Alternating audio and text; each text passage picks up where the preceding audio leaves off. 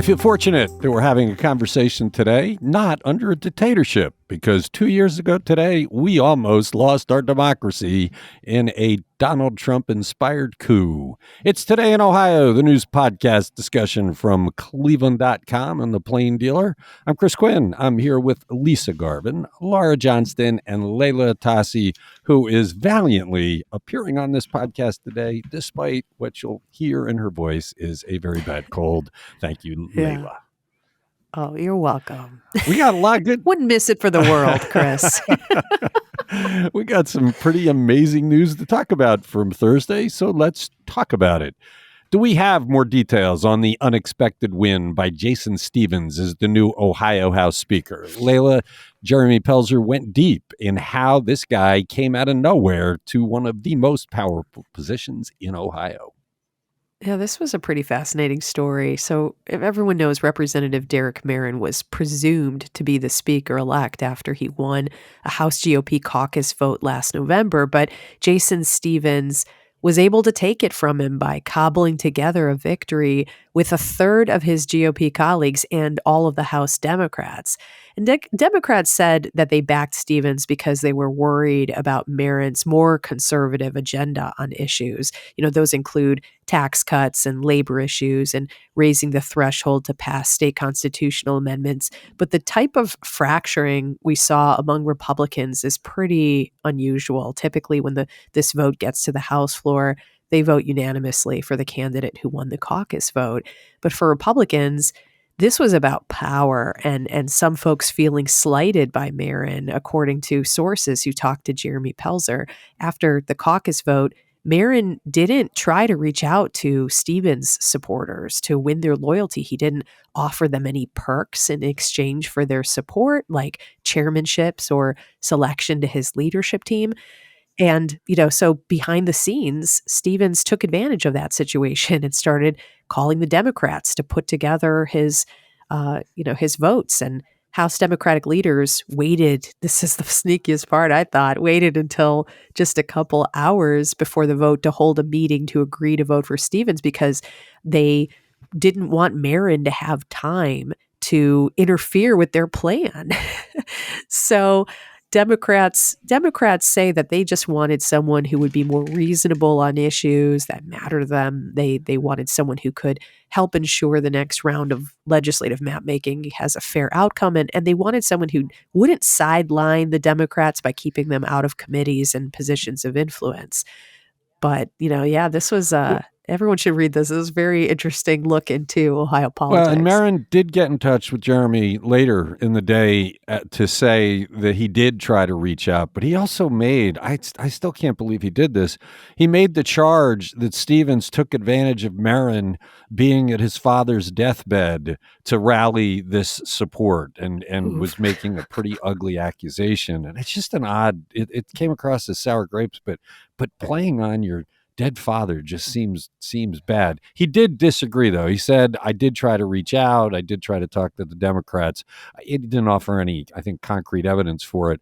But I think part of what's happening here, I was talking to somebody that's pretty high up yesterday who said that the word as they campaigned last year from people all across the state, Republicans and Democrats, is people are sick of the rancor that has really defined the state house the last few years. Yeah. And Merrin would have been that. Merrin was hardline, a really Trumpy style kind of guy.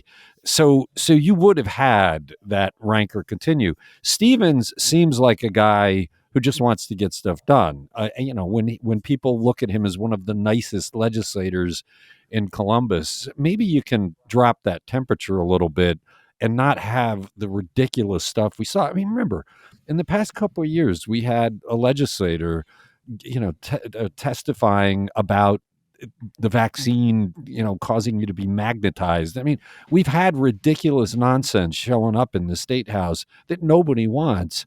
And this may be a signal things have changed. I'm not surprised some Republicans didn't want to go with Merrin because of that hardline stuff. Yeah, and Stephens is, like you said, regarded as honest and kind and reasonable across both parties, but he is really conservative too. mean, wasn't he tied with Marin as one of the, what was he, number 48 in terms of most conservative of Republicans? But he's Stevens co-sponsored the unsuccessful bill to ban transgender girls from playing high school or college sports, and he voted for an elections bill that would require Ohio voters to show the photo ID at polling places. I mean, those are things that Democrats hated, Yeah, but but maybe his temperament is enough to keep them stitched I together. don't know. Well, on the voter ID, I mean, the Democrats are out of touch with voters because the voters are every poll shows people largely want that. What I suspect Stevens will do that Marin won't is not be absolutist. Well, he can't be because he needed the Democrat support. I think Marin would have driven for an absolute abortion ban, no exceptions, no how, no Yeah, way, which I all that agree. will do is generate an amendment immediately to change it because that's not where Ohio stands. Is Stevens more of a pragmatist where he'll say, look, yeah, I would love to ban abortion altogether, but that's never going to happen. We're never going to win that. If we pass that law, it's going to get tossed. So, how far can we push where voters may find it tolerable or something? We haven't had that. We need reasonable leaders in the state house to think with some pragmatism. I think Stevens offers a much better chance at that than Marin. Whether or not it happens, I don't know. Yeah, it's nice to have a fresh start. Let's see what he does. Yeah, I'm more optimistic than I was when it was Marin. That's for sure. It's Right. today in Ohio. Is Frank LaRose's anti democracy move to make it harder for voters to change the state constitution looking dead now that the surprise candidate has won the Ohio House Speaker seat? Lisa, I think this thing was doomed because so many groups were against it that Frank LaRose greedily overreached with what he was proposing and now has been bitten hard. But is it looking like it's going nowhere officially? It certainly does because Jason Stevens, the new House Speaker, voted against House Joint Resolution 6 last month in the lame duck session. So that's a good sign. And it appears that the Republicans were ready to pass this quickly in time for placing it on the February 1st or making the February 1st ballot deadline for a May election. Derek Marin set an aggressive legislative calendar before he was booted out of the speaker seat. So it looked like they were trying to do that, and that was at the top of their list. Stevens, for himself, he's non-committal on the 60% threshold. He says he needs to cobble together a legislative calendar as soon as possible, and the budget is at the top of his list right now. And of course, the Republicans in Ohio are downplaying that the impact that the 60% rule would have had on votes on the constitutionality of abortion. But if you look at measures in other states, they passed, in a range of 52 to 59% of the votes, and none of them reached that 60% threshold. Yeah, this was LaRose playing to a fringe base, and it was kind of a craven move. There were so many groups from all sides of the political spectrum that were coming out against it, though. I'm not sure that even Marin would have gotten enough votes to put this on the ballot. I think there are enough Republicans, especially the ones that went with Stevens, that were worried about being tagged with that. If this dies, I'm not sure it ever goes away because anybody who runs against LaRose will tag him with this. This is going to stick to him. He tried to devalue your vote. He's supposed to be running for the Senate. That's going to be a competitive race. If I were running against him, I would make sure to tag him with this. This could end up being a savaging of his political career. At least it seems they will not, under Stevens, rush to get this done in time for May. So for the ballot measures that we might see in the near future, marijuana and other things, the 60% will not apply. If they end up putting it on the ballot, they would put it on the ballot no earlier than November, I guess. Well, and I urge people to read Andrew Tobias's story because it was kind of two stories in one. Because he talked about the movements by abortion rights groups to get this on the ballot and how they're working on language, and there are two different coalitions.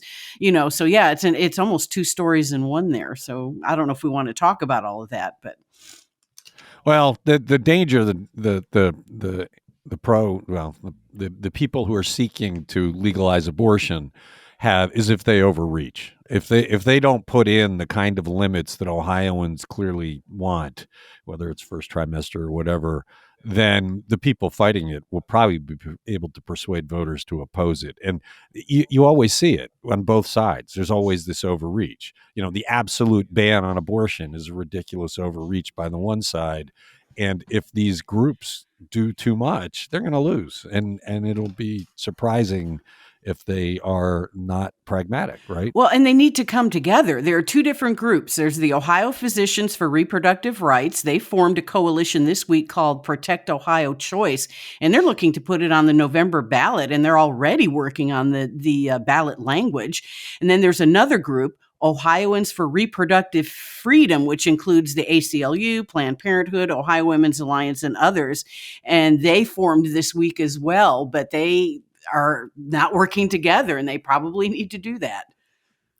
Here's the thing: if Stevens is smart, if he wants to restrict abortion from what it was under Roe, they should come up with something that might be acceptable to the voters, because anything short of that, the voters are going to put it into the Constitution where it's permanent. And that's the push. Are they going to be wise enough to come up with something that negates the need for the constitutional amendment? The heartbeat bill doesn't cut it. If the heartbeat bill stays, there'll be a constitutional amendment on the ballot. It's interesting whether they will have common sense and come up with a sane approach. It's Today in Ohio. How is a Summit County Republican trying to feather his nest by taking a shot at fellow Republicans who voted to make Stevens the new speaker? Laura, this is one of those things that boggles my mind. If you don't agree with me, I'm going to punish you. Yeah, I think that's exactly what he's doing. And I feel like every story we talk about, the stakes keep getting higher. This drama keeps getting more dramatic in the state house. So Brian Williams wants to punish these Republicans who left the fold and abandoned Derek Barron. So Williams is the Summit County Republican Party chairman. He's one of three guys vying for the leadership of the party. And what I am sure today will be a fascinating meeting. Andrew Tobias is covering that this morning. I can only imagine what they're going to lob at each other. But Williams supporters are circulating these draft that would make Stevens and the 21 other Republican Ohio House members ineligible to receive any state party endorsement or any party resources for at least the next 4 years. So you didn't go along with the caucus, we're not going to give you any support. This is a pretty despicable move, because people are not elected to toe the party line. They're Right. elected to vote their conscience based And on represent their constituents. Well, they tell their constituents, these are my principles, and they're supposed to go and vote on their principles. These legislators decided Marin didn't fit where the state needed to go, and they voted for another Republican. They didn't vote for a Democrat. They voted for another Republican, but because they didn't toe the party line. So basically, if you don't toe the party line, you're not fit to be in the party. That's not the way it's supposed to work. I hope this guy doesn't win. It'd be bad for the Republican Party to have yet another absolutist, my way or the highway. You do everything the party says or you're done in charge. I completely agree. And the censure resolution specifically takes issue with the fact that House Minority Leader Allison Russo, she's an Upper Arlington Democrat, held the Bible that Stevens used to be sworn into office. So God forbid you do anything bipartisan. This guy, Brian Williams, just wants to punish you for getting along with the other side, which you just talked about it. People are tired of the rancor. They want people to get along, and he wants to punish you for having anything to do with a Democrat. And he's actually feuding with a member of a Republican from Summit County, Representative Bob Young of Greene. And it's really unusual for a county party leader to break publicly with an elected official within their county. But apparently, I got to read you this quote. He says, "It's clear the caucus made their choice, and the 22 personally ambitious individuals went and made their own deal for any sort of reward they thought they would get, and the party's going to push back." Yeah, well, we know who the personally ambitious person is here. He's bad news. The other two guys against him are Hamilton County Chairman Alex Triantafillo and Jimmy Stewart, former state lawmaker from Southeast Ohio who runs the Ohio Gas Association. So we will see. I'm sure we'll talk about it on Monday. Yeah, vote for anybody but Williams. It's Today in Ohio. Less than a week into legal sports betting in Ohio, We have 3 more potential fines coming for sports betting companies, with the news coming a day after Governor Mike DeWine issued a stern warning to them. Layla, what are the accusations here? So, the Ohio Casino Control Commission said it's taking administrative action against BetMGM Sportsbook, Caesar Sportsbook, and DraftKings Sportsbook. All 3 of these are accused of breaking 2 rules: not having a message about problem gambling and advertising free or risk-free bets. And they each face $150,000 fines for this. They can request a hearing on the fines, but that's a pretty steep penalty. So the rules are: sports betting advertisements are supposed to have a clear message designed to prevent problem gambling, and should have a phone number that people can call to get resources to help them with that problem. And companies are also not allowed to call their promotions free or risk-free bets when gamblers are required to risk their own money to get the promotion. The commission said these 3 companies broke that rule. And then and DraftKings, they were already in hot water. They had already been put on notice and are accused of mailing roughly 2,500 ads to people under 21 who are not old enough to gamble, and they could face a $350,000 fine for that violation. Barstool Sportsbook was issued a notice of violation earlier in December because of an event that they held at the University of Toledo's campus. They were advertising near a college campus is against the rules, and they could face a $250,000 fine. So definitely seems the Casino Control Commission is coming out strong on these violations, and they should. I was actually surprised by this because I've mentioned that we have a partner and we're getting some advertising money based on sports gambling and referrals. And some of these companies are on our site. There are links to them on our site. And I know what went into making sure that none of the wording violated the rules and that all of them had the disclaimer. I mean, it was a lot of back and forth to do that just to make sure that we're within the rules. And yet, and so I know on our site that, you don't have risk-free betting or free betting. As that stuff went through the filters, it certainly wasn't there. So I'm surprised they're doing it because they're very cognizant of it. Part of this that strikes me as stupid is you can't say free betting. You can't say risk-free betting. So you can come up with 14 other euphemisms like no sweat betting. Why didn't the state, if it wants to stop that, just prohibit the companies from giving people the money back on a bet? Well, they could have attacked the policy instead of the wording, because they haven't told these companies you can't give people credit to bet with so that they really don't have a risk, even though you can't say that. So why not just do that? Just say in Ohio, you're not going to be able to give people credit to work with to get them into your fold. It seems like the policy is a little bit cockeyed to me. What I don't get is that I'm sure these companies make so much money. Do they really need to break the rules to succeed in this market? I don't think so. Well, it's competitive though. The problem is, there's a lot of money. From what I understand, Ohio immediately became number 1 in the country for sports betting. It overtook New York on day 1. But there's a lot of companies trying to get that cash. It's because it's so lucrative. And so I do think they probably push it and try and get an edge. And look, that's why they're working with us, right? That gives you an edge if you work with the website that has the most loyal sports fans in the state. And we have an enormous and rabid sports audience, and these guys want to make sure they're getting their message before them. And it's frankly helping sustain the journalism we do. And so I'm glad it's there. But it's just odd this has come up again, because I know they're cognizant of it and trying not to do it. They're not doing it on our site anyway. Huh. Yeah, right. It's Today in Ohio. Is this a sign of the Mike DeWine we'll see in these next 4 years? What did he veto Thursday, Lisa, and why? Yeah, this is actually great news. And he's actually, showing that he has some strength and he's going to fight that supermajority.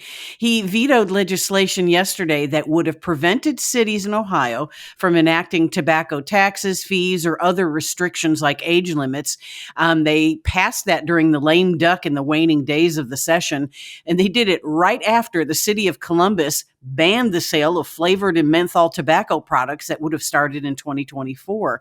And Ohio, and after he vetoed the legislation, Governor DeWine said Ohio is in the midst of a vaping epidemic. Kids are starting younger and younger. They're being drawn by these candy flavored and menthol flavored, vape products. And, these are called tobacco preemption laws. So these are, ways to keep cities from enacting their own, regulations. His move was praised by the American Cancer Society, other public health officials, also House Democrats.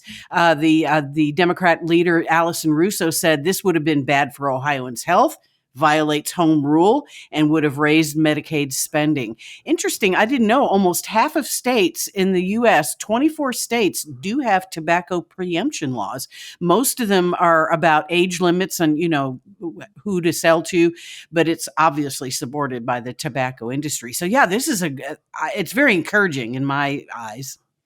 Well, and he did say, look, if the legislature wants to do something, they ought to ban that for kids. Mm-hmm. We have so many things that we're putting in front of kids that are dangerous. Lisa, when you and I were young, that you got candy cigarettes to get you hooked on the idea of smoking. They were little white sugar sticks with red ends. And the story broke last week that in states that have legalized marijuana, kids are accidentally getting the gummy bears all the time. Why are we making candy looking marijuana? Why are we having things that are candy flavored that would appeal to kids? And I thought DeWine was right. Why doesn't the legislature just outright ban that kind of thing so we stop tempting kids to start using it? And he's been, that's one of the things about DeWine. He is really interested in the future of Ohio's children, whether it be education, mental health, substance abuse. So this is kind of in line with his philosophy.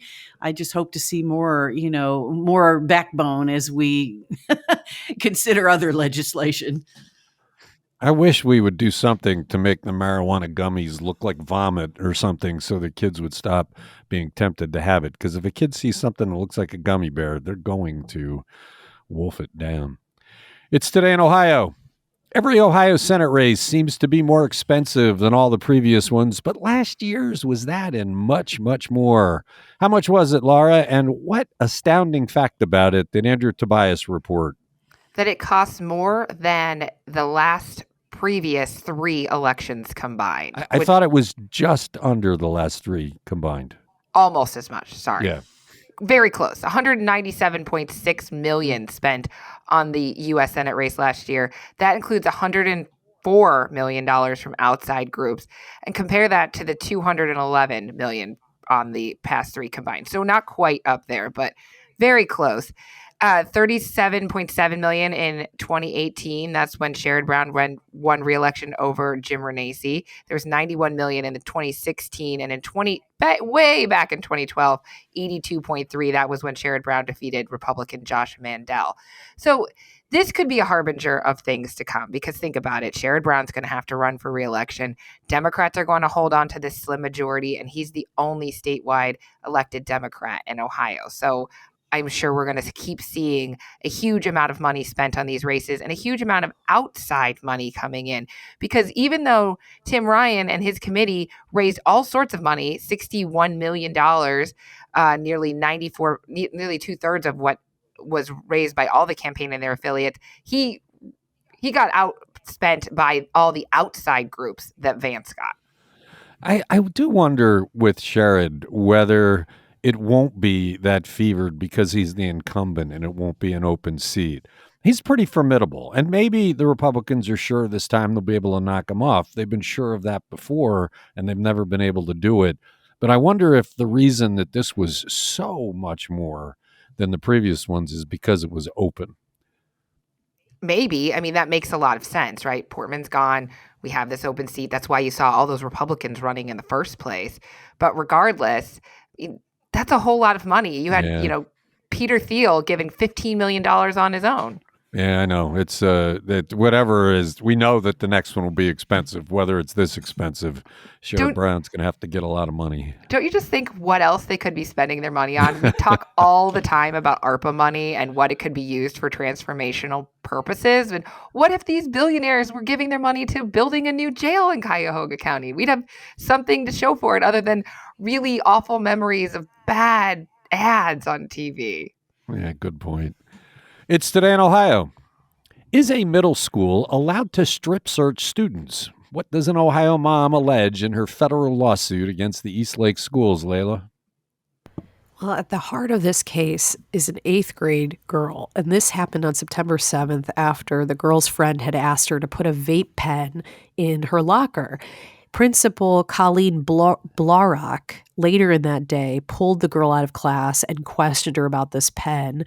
And the girl told the principal what happened and said she didn't know if the pen was still in her locker. So the principal searched the girl's 2 lockers and didn't find anything.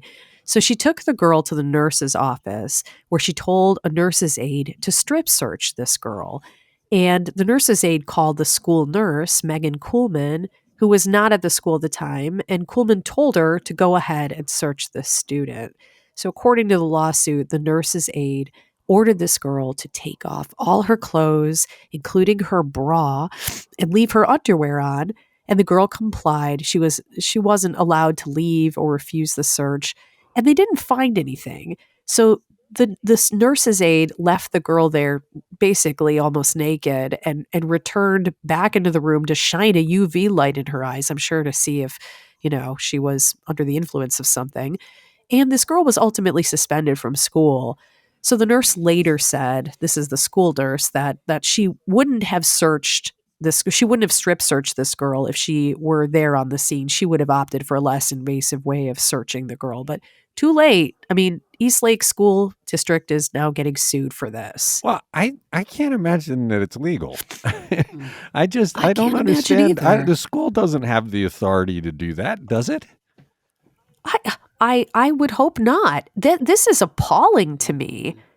For something like a vape pen, come on. Yeah, come on. This is alarming. If I lived in that district, I'd be outraged and demanding answers. Plus, it's a kid. It's a young kid. What is the message you send to your student body, too? I mean, that's not the country that they live in.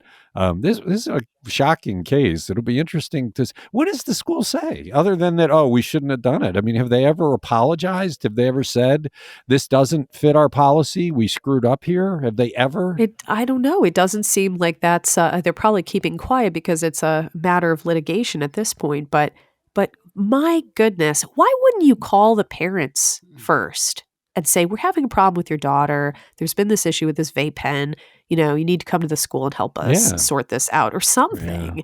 Yeah. This is, can you imagine if your child came home and said that this happened to them at school? I would lose my mind on them. I would not want to be the principal if it happened to your kid. And this principal has some explaining to do. An outrageous story, and that's why we're talking about it. It's Today in Ohio. All right, so my grass greened up, the weeds I didn't pull grew, and I see the tops of daffodil bulbs, even though now it's snow on the ground. Are the plants in Northeast Ohio in danger now that they've started growing in the recent warm weather with bitter cold sure to come?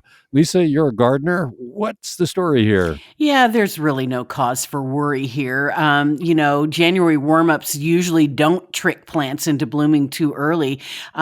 We talked with Ethan Johnson, who's with the Holden Forest and Gardens, and he says plants, especially native trees, know not to come out of dormancy too soon, and plants are actually at their hardiest right now. He says that actually more damage occurs when the freeze happens as buds are opening in the late winter and early spring, and extreme temperature changes then can be problematic, especially for crops like peach trees and so forth. Some bulbs are sprouting. None of mine are sprouting. My peonies kind of peeked up through the mulch, but I just covered them back over again. And they said even if they're sprouting, they should be fine. You might have a little bit of brown on the tips, but the flowers will be okay on your bulbs. It did throw me when I walked out and the grass was doing what it normally does in the spring. It was like, wait, am I going to have to pull out a mower? I mean, it was, I guess we had enough days in a row where it was warm, where it kind of fooled everything. But good that it won't be permanent. It's Today in Ohio. How much say will the public have on a plan to replace concrete barriers in public square with more attractive bollards? And why do we need these obstacles in public square in the first place, Laura? Homeland security, Chris. You can't just build something nice these days and hope it's going to stay safe. So the public will get plenty of say in what these bollards look like. The first stage was an early stage conceptual design at a meeting of the Downtown Flats Design Review Committee. The nonprofit Land Studio is the one shepherding this through. The Planning Commission is going to hear this today, and in the coming weeks, there'll be additional refinement of design and engineering and the selection of a bollard manufacturer. By the way, I'm just going to tell you right now, they are going for modern, shiny-looking bollards. They do not want historical-looking bollards. I can't even think about how much work and time and energy has been going into this project. It's going to cost about $3.5 million to get it done. I think everyone would agree they're going to look better than those concrete Jersey barriers, which poor New Jersey to have that named after you. Not ideal. So when they say they won't be historical bollards, we're talking they won't be the bollards that were around when Moses Cleveland was first founding the city? What's a historical bollard look like? I'm guessing that it would be like, more ornate and like kind of like an ionic column or something like that. But they're going for these shiny cylinders, which is what it looks like in my head anyway. That you had the chance to use that shiny. word. Yeah, I do. I know. It was when Laura was a reporter, about every other story she wrote had the word shiny. I wrote about the medical mart a lot, okay? I mean, to be fair. Okay. That's funny. It's Today in Ohio. That's it. We've gone long. Thanks, Lisa. Thanks, Laura. Thanks, Layla. Thank you for listening. We'll be back Monday talking about the news.